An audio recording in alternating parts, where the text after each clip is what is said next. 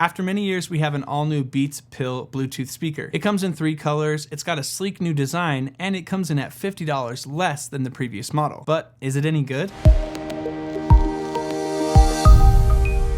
This video is not sponsored by Beats or Apple. I just love making videos about the different tech that's on my radar. The new Beats Pill is made out of metal on this front grill area, and it's made out of a sturdy yet soft silicone on the back. It's also made to keep playing through water and dust with an IP67 rating. The speaker angle is also tilted up like this. It's projecting the sound up towards where your ears would be. It has a battery life quoted at 24 hours, and I found this to be true in my testing. It also has a rapid charging option where if you charge it for about 10 minutes, it can give you up to 2 hours of playback. The new Beats Pill speaker also has USB-C, and it can be used for many different things. It can be used for USB audio playback, including lossless audio when you're connected to a compatible device. You can also use it as a battery pack to charge your phone or other device. It's 8.6 inches long and 2.8 inches high or wide. It weighs in at 24 ounces, which is just about the weight of a regulation NBA basketball. For reference, here it is next to a standard SD card and also a standard pack of playing cards.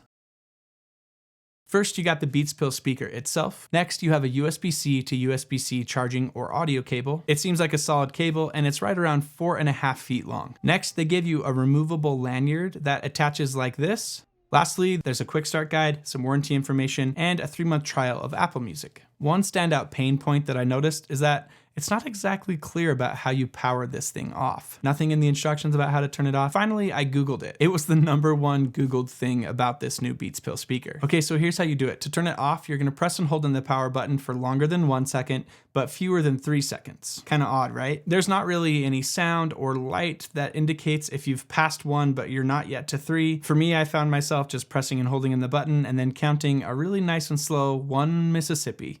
And that seems to get the job done. Upon learning more about the speaker, the problem is that the power button has 6 different controls. 6. So here they are. The first one is pairing, which is you press and hold for over 3 seconds. The next up is to activate your voice assistant, which is if you double press the power button. Next up is a battery status indicator. You need to press the button for less than 1 second. It seems that the first 80% will show a green light, and then anything that's in that last 20% of the battery, it's gonna show a red light. Next is for when you're using your speaker as a battery pack. You can triple press this power button to change the way that the energy flows. So you're either charging the Beats Pill speaker or you're using the Beats Pill speaker as a battery pack, and triple pressing that home button is what changes the direction of the energy. And last but not least, just reiterating, if you press it for longer than 1 second but fewer than 3 seconds, that is how you power on or off the device. Not only that, but they continue the button madness with 6 commands on the center button as well. Okay, I'm gonna read these so I get them right. To play or pause, you tap once. You can also answer or end a call like this. To skip forward, you tap twice. And to skip backwards, you tap 3 times. Those 3 are pretty straightforward. You find those on other devices like headphones and other speakers. Next, you enter amplify mode, which is when you have 2 of these speakers. You can pair them together to just project noise in more places. And to do this, you actually press and hold the middle button on 2 different pills at once. Next is stereo mode, which is a lot like amplify mode, but instead of 2 speakers playing really loudly,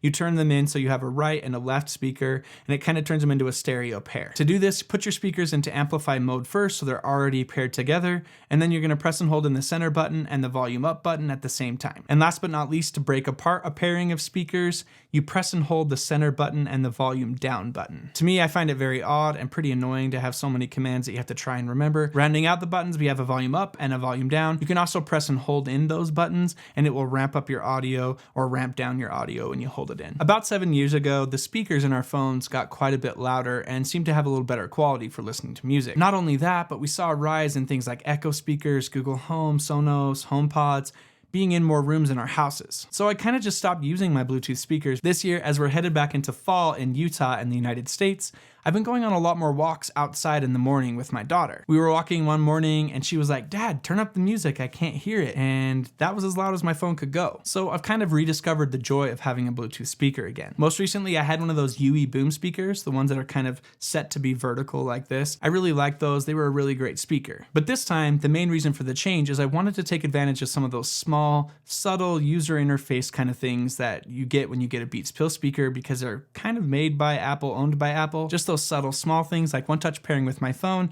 and then once I pair it with my phone, it'll share that pairing with things like my iPad or my MacBook. And last but not least, I like the on-screen battery meters as well. It's just those subtle little things that are quality of life improvements that work with other Apple devices. The Beats Pill is compatible with both iOS and Android devices, and they've done a lot to really make it work better with Android devices as well. There's a very limited app available for Android devices that let you do housekeeping kind of things like renaming your device. And those same housekeeping kinds of things can be done on your iPhone. Under the Bluetooth menu, you'll list out all the devices. Right next to the Beats Pill, there's a settings cog.